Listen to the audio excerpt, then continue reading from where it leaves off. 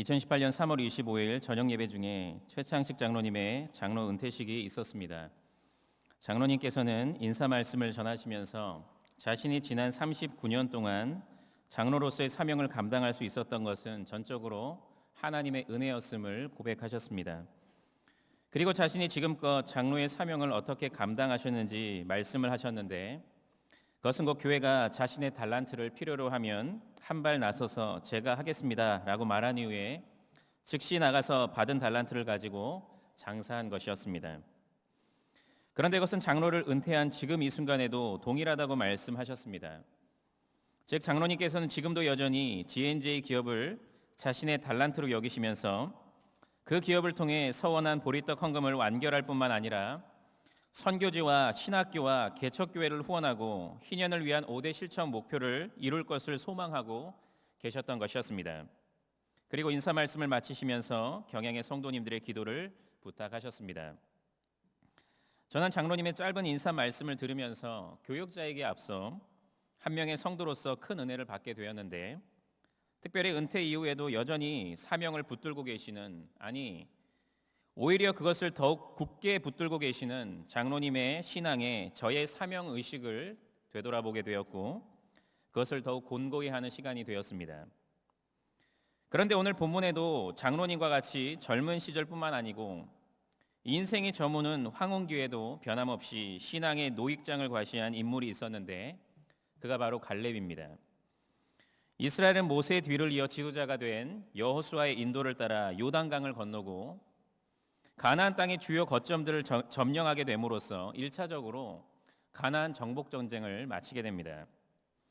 그리고 제사장 엘르아살과 여호수아를 중심으로 가나안 땅 분배가 본격적으로 시작되는데, 먼저 요단 동쪽 지역에 대한 분배가 이루어졌고 곧이어서 요단 서쪽 지역에 대한 분배가 이루어지게 됩니다. 그리고 그것이 바로 오늘 본문의 내용입니다. 그런데 오늘 본문에서 유다의 대표로 땅을 분배받기 위해 가장 먼저 여호수아 앞에 선 85세 노인 갈렙은 참으로 빛나는 신앙을 발휘하게 됩니다. 그렇다면 그가 발휘한 믿음은 무엇이었습니까?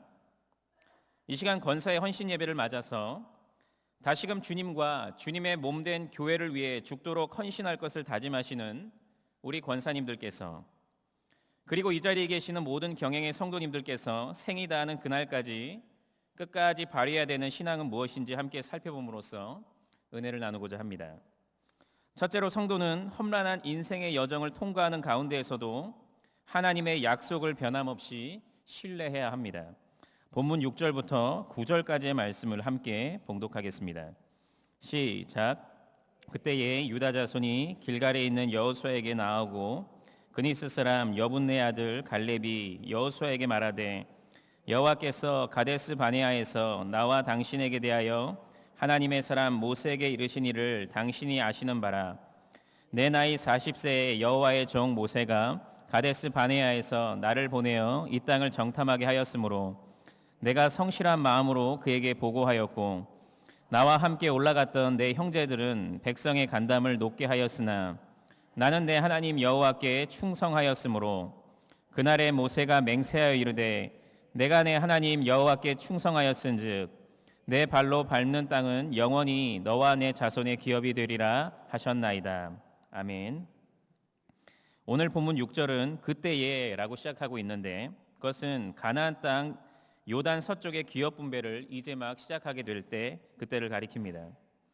그런데 본문에서는 모든 지파 중에 유다 지파가 가장 먼저 땅을 분배받기 위해서 여호수아에게 나아갔다고 언급하고 있고, 특별히 그 중에서도 갈렙이 그들의 대표로 나아가고 있다고 밝히고 있습니다. 그런데 본문에서는 그를 그니스 사람으로 소개하고 있는데, 그니스 사람은 원래 팔레스타인 주변에 거주하던 에돔 족속 중에 하나였습니다. 즉 그들은 혈통적으로는 이방 민족이었던 것입니다. 하지만 그들은 이스라엘이 출애굽할 때 그들과 함께 섞여서 나왔고 시간이 흘러감에 따라서 자연스럽게 유다 지파에 편입되었습니다. 그런데 이제 그 이방 민족 출신인 갈렙이 당당히 유다 지파를 대표해서 여호수아 앞에 서게 되었던 것입니다. 한편 여호수아 앞에 선 갈렙은 유다 지파의 땅을 분배받기 전에 먼저 그에게 하나님의 약속의 말씀을 상기시켰습니다. 즉 그는 여호수아를 향해 여호와께서 가데스 바네아에서 나와 당신에게 대하여 하나님의 사람 모세에게 이르신 일을 당신이 아시는 바라라고 말했던 것이었습니다. 한편 여기서 안다는 것은 총체적이고 전인적인 알을 의미하는 단어인데 갈렙은 의도적으로 그렇게 말함으로써 여호수아가 그 하나님의 약속에 대해서 분명히 잘 알고 있음을 강조했던 것입니다. 그러면서 그는 이어지는 본문 7절부터 9절을 통해 그 약속의 말씀이 구체적으로 무엇인지를 언급했습니다. 그는 먼저 그 말씀이 선포된 시점은 자신의 나이가 40세였을 때였는데 그때 모세가 가데스 바네아에서 자신에게 가나안 땅을 정탐할 것을 명령했다고 밝혔습니다. 그리고 갈렙은 그 정탐 명령에 대해 자신이 성실한 마음으로 그에게 보고했다고 했는데 여기서 성실한 마음은 나의 확신에 따라서 나의 마음에 믿어지는 대로라는 의미로서 그는 진정 단지 눈에 보이는 현실이 아니라 오직 하나님께 대한 자신의 믿음과 확신에 따라서 가나안 땅과 가나안 정복 전쟁에 대해 보고했던 것이었습니다.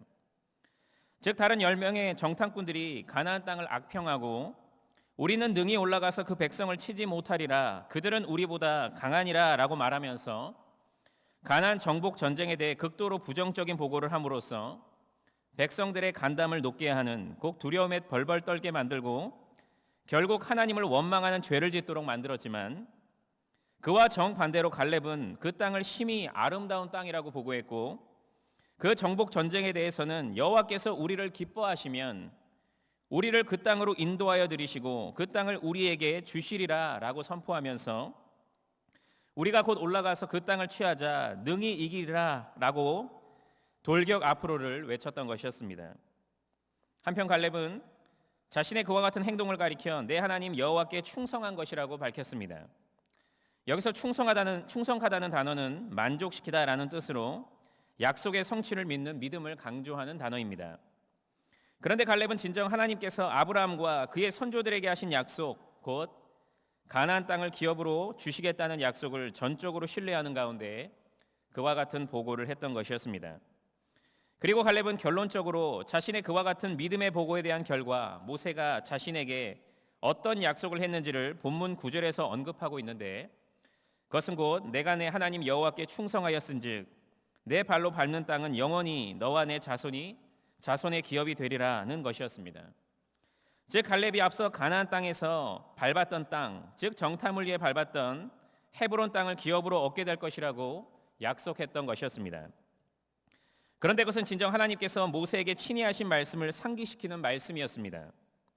즉 10명의 정탐꾼들의 불신앙적인 보고의 결과 하나님께서 모세에게 이스라엘이 광야에서 40년 동안 유리하게 될 것이라고 말씀하셨을 때 내 종 갈렙은 그 마음이 그들과 달라서 나를 온전히 따랐은즉 그가 갔던 땅으로 내가 그를 인도하여 드리리니 그의 자손이 그 땅을 차지하리라 라고 분명히 약속해 주셨던 것이었습니다. 이처럼 갈렙은 그 하나님의 약속의 말씀이 선포된 지 무려 45년이 지난 이 시점에도 그 약속을 변함없이 붙잡고 있었습니다. 그런데 그는 지금에 이르기까지 실로 많은 시련들을 겪어야 했습니다. 즉 그는 다른 10명의 정탐꾼들이 불신앙적인 보고를 하는 바람에 가나안 입성이 그야말로 눈앞에서 좌절되는 시련을 겪어야 했고 이후 40년 동안이나 지속된 척박한 광야 생활을 묵묵히 견뎌야 했던 것입니다.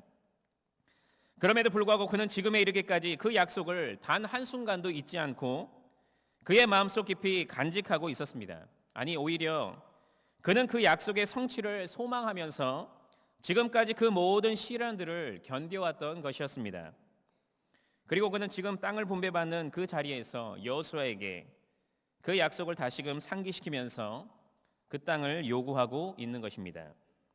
이처럼 갈렙은 그 약속이 좌절될 것만 같은 험난한 세월을 통과하는 가운데 한순간도 그 약속을 잊지 않았습니다.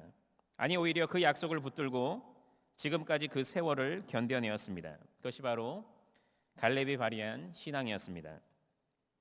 성도 여러분, 오늘의 경향은 그야말로 세계를 받은 교회답게 강서와 서울 그리고 대한민국을 넘어서 진정 복음으로 세계를 먹여 살리는 축복의 교회로 발돋움하게 되었습니다.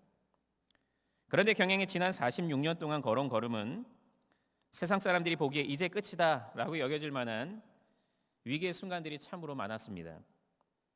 원로 목사님께서는 부산 제1영도교회를 떠나서 1973년 4월 15일 을지로 3가에 경양교회 개척을 시작하셨지만 이제 막 시작한 개척교회인 터라 경제적 여유가 없었고 당시 예배당 월세를 지불할 만한 여건이 되지 못했습니다. 물론 그 일은 한 장로님의 도움으로 인해 잘 해결되었지만 경양교회는 그처럼 교회 개척 시작부터 물질의 시험으로 인해서 시련을 겪어야 했습니다. 그리고 이후에도 교회의 중추적인 역할을 감당하던 장로님이 떠나는 등 예상치 못한 여러 시련들을 겪게 되었습니다.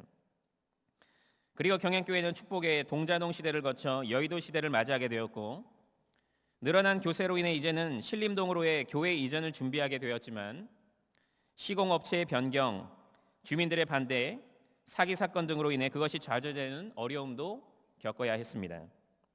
그리고 이후 경양교회는 하나님의 섭리 가운데 여기 강서 지역으로 예배당 이전을 진행하게 되었지만 때맞춰 찾아온 국가적인 위기인 IMF 사태로 인해 또한 어려움을 겪게 되었습니다. 또한 이후에는 성도님들이 떠나가고 교단이 나뉘는 어려움도 겪게 되었습니다. 이처럼 경양교회는 오늘에 이르기까지 수도 없는 큰 위기들을 만났습니다.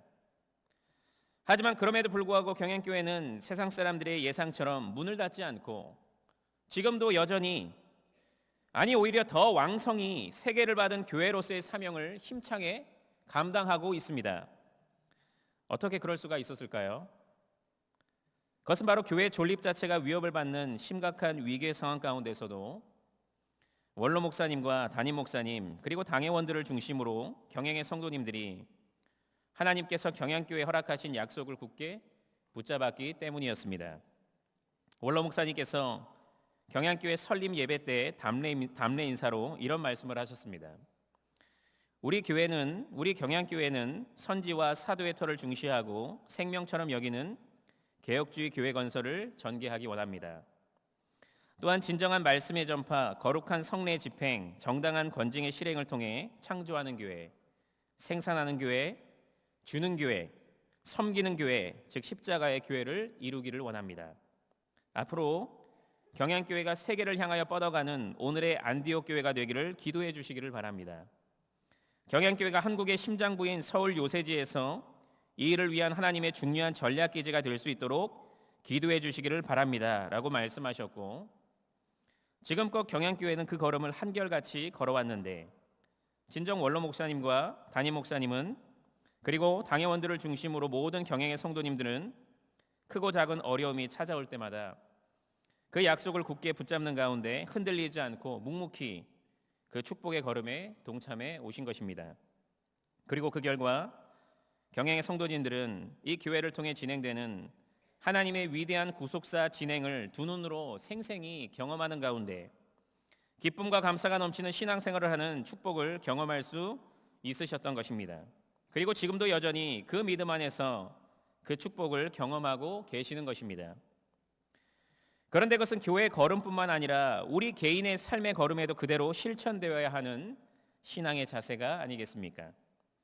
즉 우리의 인생은 그야말로 눈물골짜기와 같이 고달픈 인생의 연속이지만 우리는 그와 같은 상황 가운데서도 경양교회에 주신 약속의 말씀을 되새기고 무엇보다도 매주 담임 목사님을 통해 선포되는 약속의 말씀을 변함없이 굳게 붙잡아야 하는 것입니다. 그러면 우리는 좌절과 절망의 현장 속에서도 하나님의 신실하심과 임마누엘의 은혜와 천국 소망으로 인해 그것을 넉넉히 이기게 될 것이며 더 나아가 우리의 가슴 속에 기쁨이 충만하게 될 것입니다. 이것이 바로 경영의 성도님들이 특별히 오늘 헌신을 다짐하시는 권사님들이 남은 평생의 삶 동안 발휘해야 되는 신앙이요 누려야 하는 은혜인 것입니다. 눈물골짜기와 같은 험난한 인생 속에서도 언제나 하나님의 약속의 말씀만을 굳게 붙잡으심으로써 하박국 선지자의 고백처럼 주 여호와는 나의 힘이시라 나의 발을 사슴과 같게 하사 나의 높은 곳으로 다니게 하시리로다 라는 감사의 고백을 힘차게 하시는 경영의 성도님들이 되시기를 바랍니다. 둘째로 성도는 육신이 점점 쇠하여지는 가운데서도 자신에게 맡겨진 사명을 끝까지 최선을 다해서 감당해야 합니다. 본문 10절부터 12절까지의 말씀을 다 함께 봉독하겠습니다. 시작.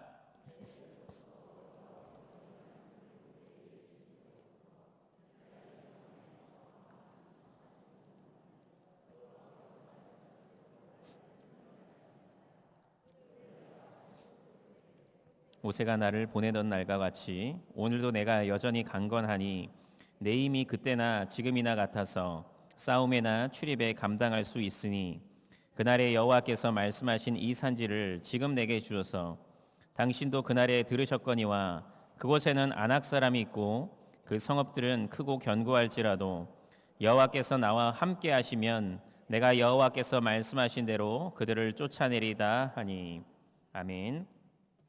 앞서 갈렙은 여호수아에게 45년 전 자신의 믿음의 행동을 언급하면서 그것에 따른 하나님의 약속을 다시금 상기시켰습니다. 그리고 그는 이어지는 본문 10절부터 15절에서 여호수아에게 그 약속에 따라 헤브론 땅을 자신의 지파에게 줄 것을 요청하게 됩니다. 그런데 그는 본문 10절에서 여호와께서 이 말씀을 모세에게 이르신 때로부터 이스라엘이 광야에서 방황한 이 45년 동안을 여호와께서 말씀하신 대로 나를 생존하게 하셨나이다 라고 고백하면서 지금까지 자신이 죽지 않고 살아있는 이유는 전적으로 그 약속의 말씀 때문이라고 밝혔습니다.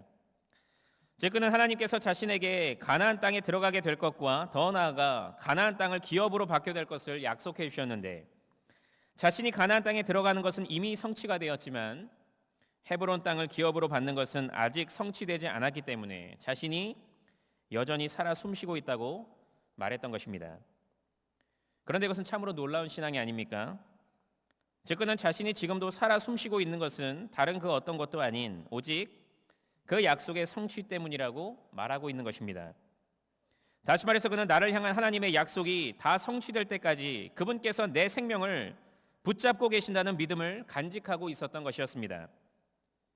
그런데 더욱 놀라운 것은 그의 믿음은 단순히 당신의 약속을 반드시 성취하시는 하나님의 신실하심만을 신뢰하는 믿음에서 머물지 않고 더욱 적극적인 믿음으로 나아갔습니다.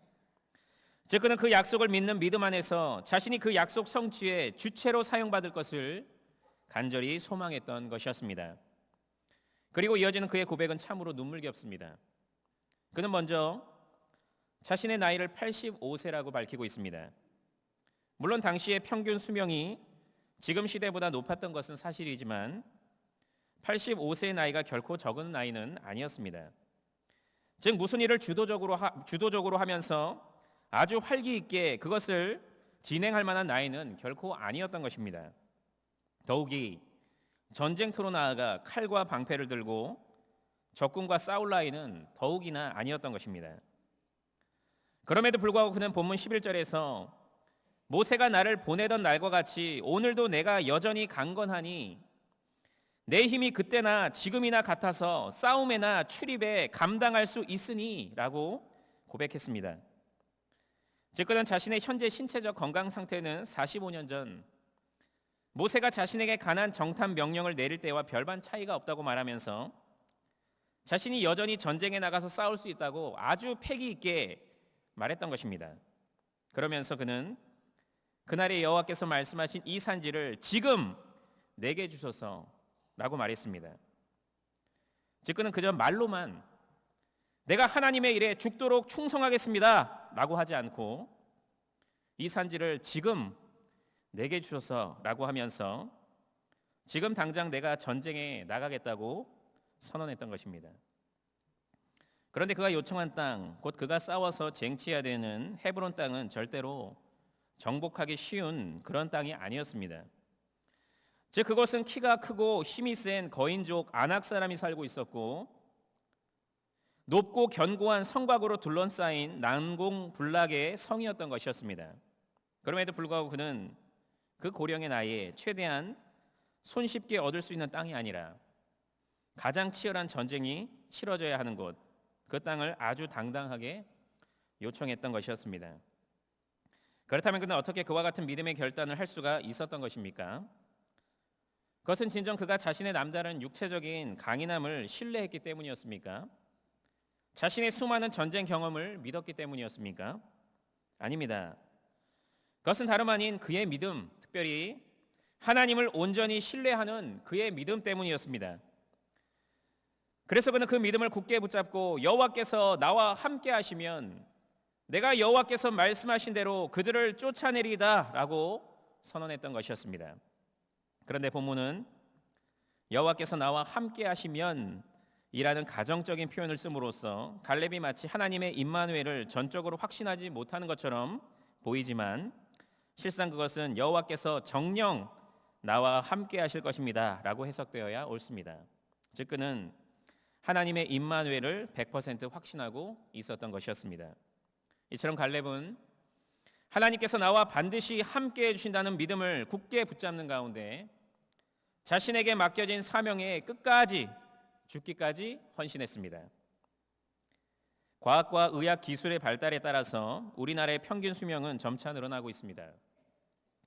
2017년 통계청 자료에 의하면 우리나라 평균 수명은 82.7세로서 40년과 비교해서 약 20세가 증가한 상황입니다.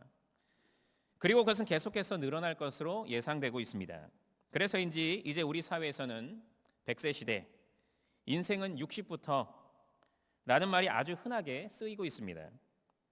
그리고 실제로 사람들은 할아버지, 할머니라는 호칭을 듣기를 아주 싫어하고 젊은이들로부터 자리 양보받기도 아주 싫어합니다. 아주 불쾌하게 여깁니다. 한편 우리 정부는 그것에 발맞춰서 노인 복지에 많은 예산을 투입하면서 다양한 정책을 내놓고 있으며 무엇보다도 그것의 당사자인 각 개인들은 노년의 삶을 더욱 알차게 보내기 위해서 전문가들로부터 은퇴 설계 상담을 받고 문화센터를 이용하며 여행을 즐기는 등 다양한 노력들을 기울이고 있습니다. 물론 우리 경영의 성도님들도 그와 같은 삶의 변화를 겪고 계실 것이라고 생각됩니다. 하지만 우리는 그와 같은 삶의 변화 속에서 그것이 너무 지나쳐 우리의 신앙을 해치지 않도록 각별한 주의를 기울여야 합니다.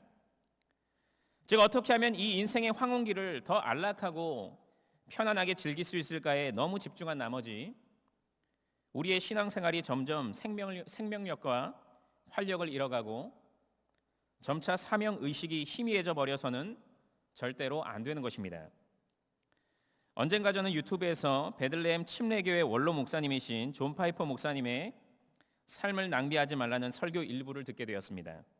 목사님께서는 그 설교에서 이미 교회 안에 만연된 그와 같은 시대적 풍조를 지적하면서 이 시대 그리스도인들은 늙어서 건강하고 은퇴 생활을 기쁘게 만끽하고 편안하게 죽고 그러면서도 지옥에는 안 가는 적당한 신앙생활을 동경하고 있다고 말씀하셨습니다. 그리고 목사님은 두 부류의 사람을 소개하셨는데 첫 번째 부류는 80세가 넘은 나이까지 카메룬에서 선교 사역을 감당하다가 갑작스러운 교통사고로 죽음을 맞이한 루비와 로라 선교사님이었고 두 번째 부류는 리더스 다이제스트에서 이른 시작, 이른 은퇴라는 제목으로 소개된 밥과 팻 부부였습니다. 즉 그들은 각각 59세, 51세라는 이른 나이에 은퇴해서 플로리다에서 살면서 유람선을 타고 소프트볼을 하며 조개 껍질을 주우면서 여유롭게 여생을 보내고 있는 부부였습니다. 그런데 목사님은 성도님들에게 이렇게 물으셨습니다. 이 두 부류 중에 무엇이 비극적인 삶입니까?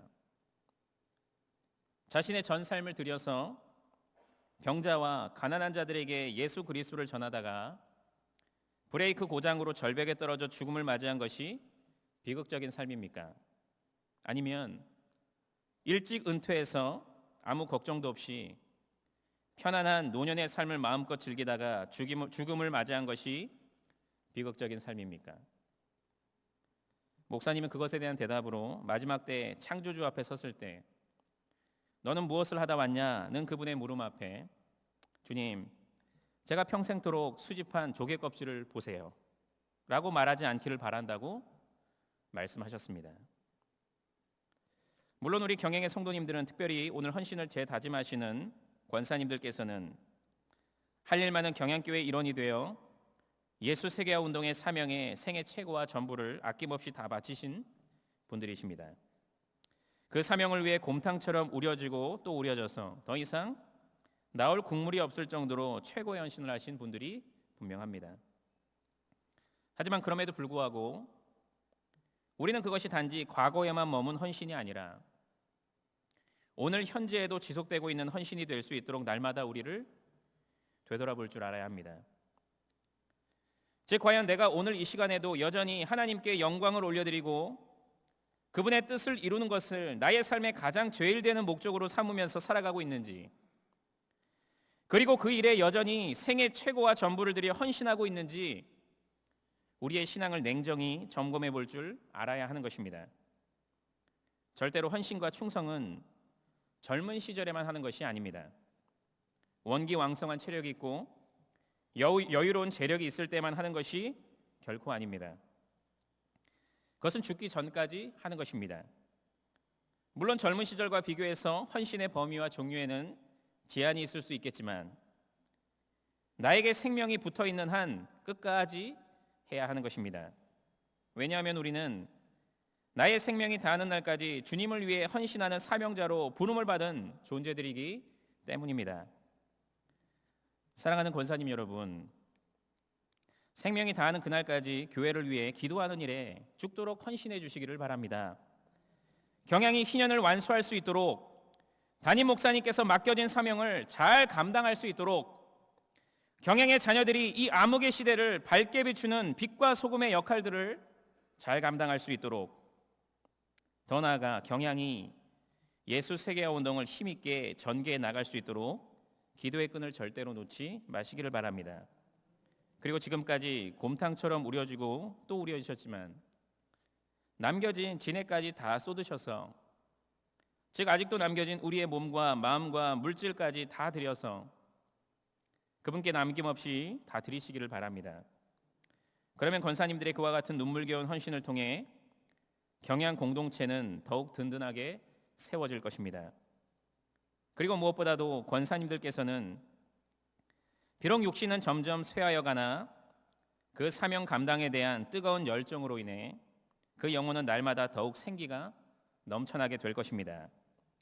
그리고 나와 같이 연약한 자도 들어 사용하시는 하나님의 능력에 감탄하면서 더욱 감사 감격이 넘치는 신앙생활을 영위해 나가게 되실 것입니다.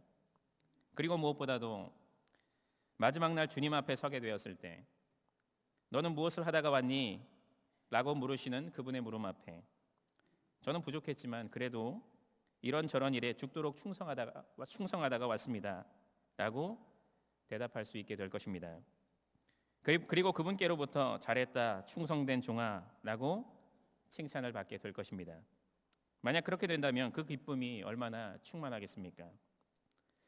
비록 육신은 점점 쇠하여져도 오직 하나님의 능력만을 끝까지 의지하는 가운데 내 몫의 태인 십자가를 끝까지 지고 나아가심으로써 인생의 마지막 날까지 예수 세계화 운동의 주역으로 영광스럽게 사용받으시는 경행의 성도님들과 권사님들이 되시기를 바랍니다. 사랑하는 경행의 성도 여러분, 그리고 오늘 헌신을 다짐하시는 경행의 권사님 여러분, 이후 전개되는 내용을 보면 헤브론 땅을 요구하는 갈렙의 간절한 요청 앞에 여호수아는 그를 축복하면서 주저없이 그에게 그 땅을 주게 됩니다. 그런데 본문에서는 땅을 준 것을 그 땅을 기업으로 삼게 했다라고 표현하고 있는데 그것은 그 땅을 유다 지파의 영구적인 소유로 인정하는 가운데 분배했다는 것을 의미합니다. 즉 여호수아는 하나님의 약속을 신뢰하는 갈렙의 믿음을 바라보면서 비록 그 땅에는 여전히 강력한 아낙 자손이 버티고 서 있었지만 그가 그 땅을 반드시 정복하여 취할 것을 확신하면서 그 땅을 유다 지파에게 분배했던 것이었습니다. 그리고 그 땅은 실제로 갈렙의 믿음대로 그에 의해서 완전히 정복당하게 되고 오래도록 유다 지파의 기업으로 존속되게 됩니다. 그리고 그 땅에는 전쟁이 없는 평화의 시대가 도래하게 됩니다. 즉 갈렙은 그 약속의 땅을 취하게 되었을 뿐만 아니라 오랫동안 태평성대의 축복을 경험하게 되었던 것이었습니다. 그것이 바로 갈렙이 소유하고 발휘한 믿음의 결과였습니다. 즉 그는 45년의 험난한 광야 시절을 통과하는 가운데서도 하나님의 약속을 변함없이 신뢰했고 85세 고령으로 육신이 점점 쇠하여지는 상황 가운데서도 자신에게 맡겨진 사명을 끝까지 최선을 다해서 감당함으로써 그와 같은 하나님의 약속 성취를 목도하고 그것에 동참하는 기쁨을 누렸을 뿐만 아니라 이 땅에서의 형통의 축복도 누리게 되었던 것이었습니다. 그렇다면 우리 경영의 성도님들도 그와 같은 믿음을 발휘하심으로써 그런 은혜를 남은 평생의 삶 동안에 충만히 누리면서 살아가야 되지 않겠습니까? 제 경영의 성도님들은, 특별히 권사님들은 앞으로도 계속해서 이어질 슬픔과 눈물이 교차되는 인생의 여로 속에서 이제 더 이상 소망이 없어, 이제 이 땅에 미련이 없어 라고 습관적으로 절망의 탄식을 토로하는 것이 아니라 오직 하나님의 약속의 말씀만을 굳게 붙잡음으로써 소망으로 가득 찬 삶을 살아가는 가운데 날마다 감사의 찬양을 올려드리는 삶을 살아가야 하는 것입니다. 또한 우리 경영의 성도님들은, 특별히 권사님들은 비록 몸은 점점 말을 듣지 않고 기억력은 점점 감퇴하는 육신의 연약함 속에서도 내가 못 죽어서 산다라는 비관적인 고백을 하면서 그저 죽는 날만을 하염없이 기다리는 것이 아니고 여전히 생명이 붙어있는 한 나에게 맡겨진 사명이 반드시 있음을 기억하는 가운데 용기를 내어서 힘을 다해서 그 사명에 헌신하는 삶을 살아가야 하는 것입니다. 그러면 우리 경영의 권사님들의 그와 같은 빛나는 믿음을 통해 경영의 자손들이 대대손손 복을 받고 경영 공동체가 더욱 든든하게 세워지며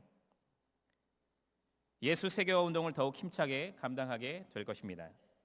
그리고 무엇보다도 우리 권사님들의 남은 평생의 삶이 더욱 기쁨과 감사가 충만히 넘치고 감사의 제목들이 풍성한 삶이 될 것입니다. 2019년 남은 한 해 동안, 남은 평생의 삶 동안 그와 같은 믿음을 발휘하심으로써 진정 교회를 더욱 든든히 세우는 삶, 하나님의 뜻을 이루는 삶, 하나님께 영광을 올려드리는 삶을 살아가시는 경영의 성도님들과 권사님들이 되시기를 주님의 이름으로 간절히 축원합니다.